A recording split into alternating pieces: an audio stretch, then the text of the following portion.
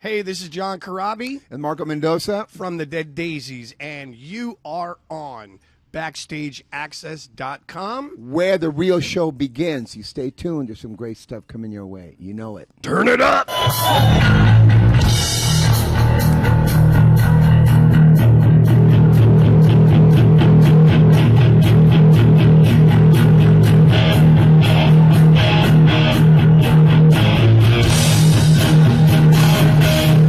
Gus Gressinger here at BackstageAxxess.com, here on the Kiss Cruise 5 with a very talented two guys from a great band, the Dead Daisies.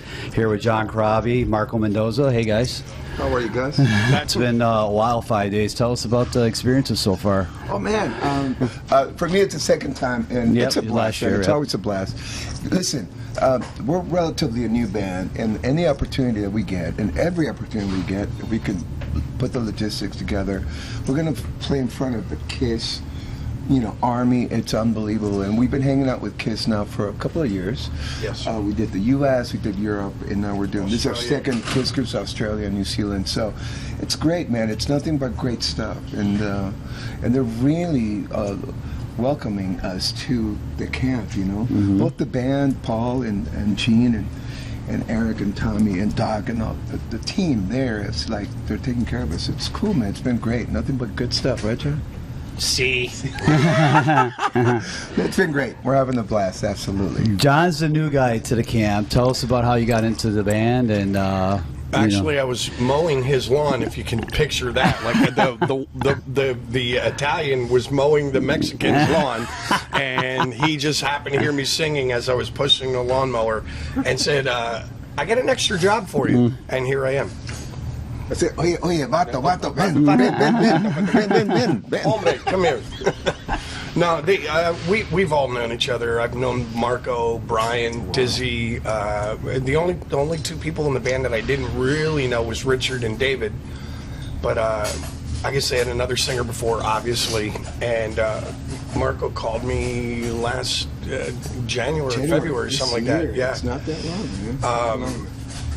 Called me and asked me if I'd want to come and meet everybody and just see how it went. Went out to LA. I met the other two guys.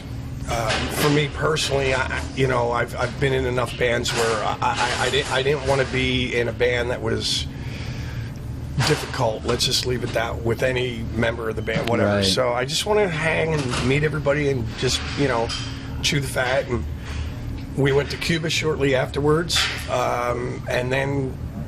Was it March? I think March. We flew down to Sydney and we wrote, recorded, and mixed, mastered a record, and immediately went out on the road with Kiss. So it's been a kind of a whirlwind, but I love the band. Everybody's super talented. We all when we're all clicking on stage, it's awesome. So it's been very cool. Revolution, the new record. Tell us about, you were just talking about mixing and doing all those wonderful things. Tell us about the process. Obviously, coming in late, and kind of jumping in, and I'm sure a lot of songs are maybe, kind of written already. Or Actually, the bulk of it was written with John. Oh, was it? Okay. Yeah, in Australia. We had started the writing process the year before when we first get together behind stage and all that. And we had a few songs that got included on the album. But the bulk of it, I would say 80%, 90%, because once we got together, to be honest, this is how cool it was. We all clicked, like he's saying. Not only did we click on stage, but backstage and in the writing process, it was just smooth, man. A lot of ideas, and everybody's just paying attention and kind of getting the egos out of the way and listening for the best tracks possible. So that's the common denominator in this project. It's so important, man. The bottom line, I think because we've been around for a few years, we've done a few mistakes earlier, let's say, and the thing that John was saying that makes it not so difficult is we have a few years of experience.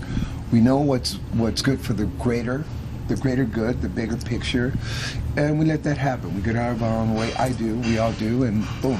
So yeah, the writing process was a blast. Man, We literally went to Sydney, and like you said, there was a couple songs, but even with the songs that were there already, we kind of tweaked them. Okay. There was some where as a singer, I'm kind of looking at somebody else's lyrics and tweak them a little bit to make it more something I would do, whatever, you know. But we did like 17 or 18 songs in 30 days. Yeah.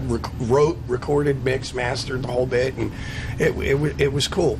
The other thing that we've kind of figured out too, you know, like Marco was saying, just not even from a talent standpoint, but we've all kind of, through the years, with all the experience we've had, we've also kind of figured out how to say to each other in a very diplomatic way, like, I'm not crazy about that idea, I'll try it, but just kind of put your 2 cents in. Yeah.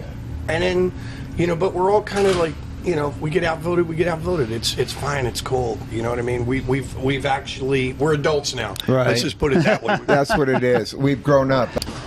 Doing the writing, the material and whatnot, John, obviously playing live with the band, you play a lot of guitar, you're a great guitarist, but with this band, you're not really playing, it's more of a vocal kind of set. So changing the mindset for you, is that a little harder? Or? The first few shows was weird because I'm so used to standing on stage with the guitar. Right. You got to kind of figure out what to do with your hands. You know what I mean? I'm like, you know, so... But I you know, it'll get better. Yeah. Marco like holds my hand for me. But no, it is. There's a little bit of a transition thing. You know, you got to figure out like, okay, what do I do? You know, and just kind of the show thing. But it was a little bit of a transition thing. But the more we all get comfortable with each other, I don't even think about it now. So it's you know. I just now see with the Scream when I was on tour, I basically did the same thing. Right. I fronted the whole band and then I played acoustic guitar on one song, Father, Mother, Son. So it's I'm kind of reverted headspace back to the Scream thing. You know what I mean? But I'm figuring it out. There's still some growing to do. Revolution obviously came out a couple months back. It's a great rock record if you guys haven't checked it out, and you guys are playing a lot of tunes live. I actually mixing in some covers. How do you guys balance the set list between what songs you guys want to do, maybe some of your other projects, and Dead Daisies? I know a lot of the fans have been asking me to do some Union stuff or Motley. Dead Daisies is Dead Daisies. If I want to do Union and Motley, I'm not trying to say it to be an asshole, but Dead Daisies is its own entity. Right. If they want to see that stuff, come and see me when I do my shows, whatever. But you got to keep it separate. Yeah, we're trying to really nurture our sound, our project, our music, and we throw in a couple of covers because it's relatively new to the fans, even though the fans are showing up. We give them some party songs, people to celebrate rock and roll, classic rock. But I think it's important to kind of keep it separate. Listen, from all the bands, we could probably do 5 or 6, 10 hours of songs from all the bands we come from. But we're trying to see that, and at the same time, keep it interesting and celebrate classic rock to the best. What's the band going to do dates? I believe you guys are doing Whitesnake again later this year. Yeah, actually, we get home from this. I do anyway. I don't know about the rest of the guys, but I get home from this on the 3rd. I'm going to basically flip my suitcase upside down, get rid of all the summer shit, and then flip it backside, and then load it with winter stuff because we're headed to Moscow. Okay. First show with Whitesnake. We all right. start there, St. Petersburg, and then we go. Is it west or east? West. And then, we're doing shows all through Germany, Italy, France, all through the UK on our own. We're doing a date or two with Judas Priest. We do the UK by ourselves in France, and then we fly from London to Israel, which I still have to figure out, is it cold or is it like desert? Middle East. Kind of like LA Heat. weather. Just in December? Okay. It would be 70s, I think. So apparently I need all winter clothing except for one. No, well, we're doing 3 shows. 3 short sleeve t-shirts and a vest. Yeah. John, I gotta ask you a couple of questions. I would be probably yelled at if I didn't ask this, but obviously Motley Crue is going to be done at the end of this year, as everybody knows. Well, It's supposedly, a no, and a maybe. allegedly, Mick Mars has always stated that his favorite Motley Crue album was the one, obviously, that you did. Now he wants you to supposedly do some side work, some project, a solo album. Is there any plans of doing something like that with Mick at some point? Honestly, Mick just called me before I came on the boat. He lives in Nashville now, so we've been talking. I don't know exactly what Mick wants to do. He's actually he has asked me to do some vocals for him and write some stuff. I have to see what the deal is with our schedule because we are planning on trying to do another record. I know this one just came out, Right. but we're going to try and do another record while we have a little downtime. EP or full length? No, full length, really? record. Okay. We're gonna have another record in the can. So once this one slows down, boom, another one comes out, ready to go. I still have a solo record to do, and then Mick's been asking me to write as well. So I have a lot on my plate. I'm gonna try and help him out as much as I can. I love that guy to death. I think he's a totally underrated guitar player. absolutely. And I told him anything I can help him with, I'd be more than happy to do, whatever. So we'll see. Toys for Tots, is that happening again? I know it's a big thing for you. Yes, actually, this year though, unfortunately, the Big Rock Show is going to play. Okay. That's another band in Nashville, in case anybody. And they're here on the boat Right. with us. Great band. The guitar player Jeremy is actually in my solo band Okay. in America. Okay. But they're going to play for me. Obviously, this year I'm going to be in Europe with the Daisies. All right.